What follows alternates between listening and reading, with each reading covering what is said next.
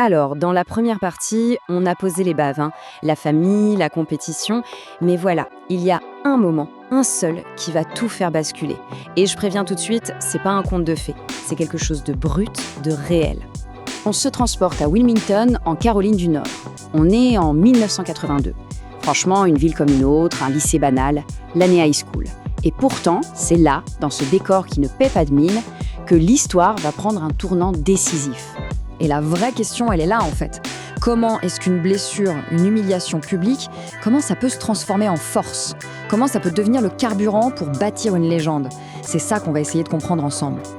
Allez, on y va, on plonge direct dans la scène. Faut s'imaginer, Michael, il a 15 ans, il est en seconde, il est plein de confiance, il se sent bien. Il se pointe aux sélections de l'équipe première du lycée, la fameuse Varsity Team. Et dans sa tête, c'est une évidence, il va y être, il a bossé pour ça, il sent qu'il a le niveau. Alors il attend, là, devant le panneau d'affichage, au milieu de tous les autres. La tension est palpable, vous imaginez. Il scanne la feuille, il cherche son nom. Et là, rien. C'est direct, c'est brutal. Son nom n'est tout simplement pas sur la liste. Le coach, un certain Clifton Herring, ne l'a pas pris. Rejeté, fini. Bon, et c'est là qu'il faut vraiment être attentif. Parce que la légende, l'histoire qu'on raconte partout, c'est que c'était une injustice totale, une erreur de jugement monumentale. Sauf que la réalité, elle est bien différente. Et quand on comprend ça, ça change complètement la perspective. En fait, on n'est pas dans une histoire où il est la victime. Pas du tout. Il ne se bat pas contre un système injuste. Non, il se bat contre ses propres limites à ce moment-là. Parce que ce rejet, eh bien, il était justifié. Regardons les faits, tout simplement. À 15 ans, il n'est pas encore au niveau. Il fait 1m80, il est plus petit que beaucoup d'autres. Ses fondamentaux, le dribble, le tir, c'est pas encore solide. Le coach, il fait un choix logique. Il choisit un autre gars de son âge, un certain Leroy Smith, qui lui faisait déjà presque 20 cm de plus. Le choix est vite fait, quoi. Et c'est ça le point crucial.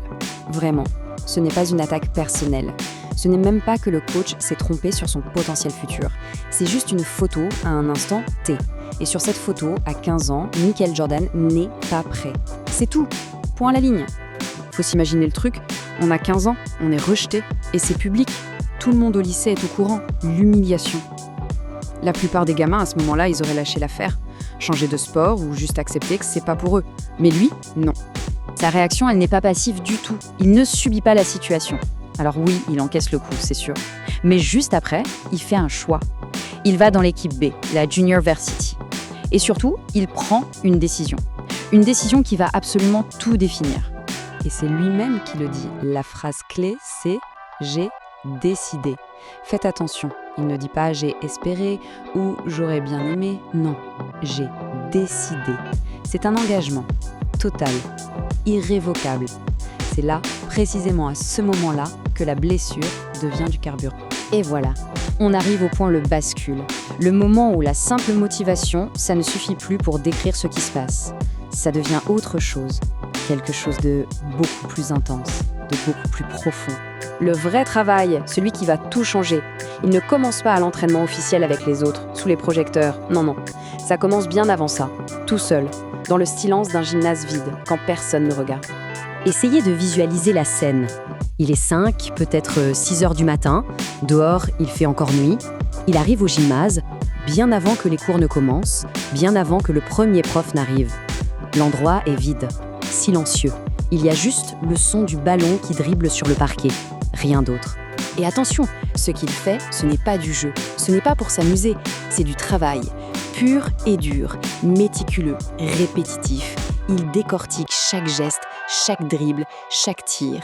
Et il le refait, encore et encore et encore, des milliers de fois, jusqu'à ce que ce soit parfait. Et ça, ce n'est pas juste une fois, de temps en temps. C'est 2-3 heures, tous les jours, avant même l'entraînement officiel avec l'équipe. Le truc un peu fou dans l'histoire, c'est que parfois, c'est Clifton Herring, oui, le coach qui l'a recalé, qui l'emmenait lui-même au gymnase si tôt le matin.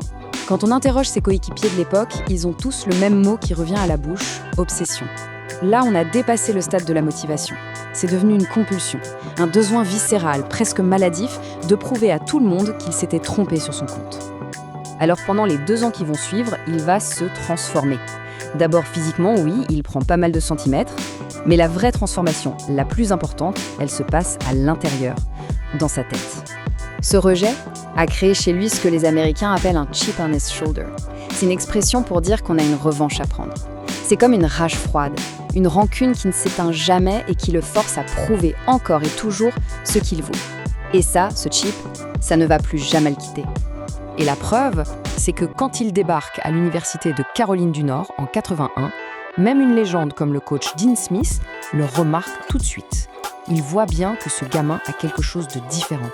Ce n'est pas que du talent, c'est une faim, une intensité qui le met complètement à part. Donc ce rejet à 15 ans, il n'a pas juste fabriqué un bon joueur de basket. Il a créé quelque chose de beaucoup plus puissant. Il a donné naissance à une faim de loup, inébranlable, insatiable. Le besoin de prouver au monde entier, pas juste à son coach, qu'il est le meilleur. Et c'est vraiment ça l'idée centrale, il faut bien le comprendre. On n'est plus du tout dans la motivation classique. Ça devient une force presque pathologique. C'est quelque chose qui va s'intégrer à son ADN et qui va le définir pour tout le reste de sa carrière. Et c'est avec ça qu'on va conclure. Même au sommet du monde, quand tout le monde s'accordera à dire qu'il est le plus grand de tous les temps, eh bien, dans sa tête, il sera toujours ce gamin de 15 ans qui cherche son nom sur une liste et qu'il ne le trouve pas. C'est ça la clé de tout ce qui va arriver après.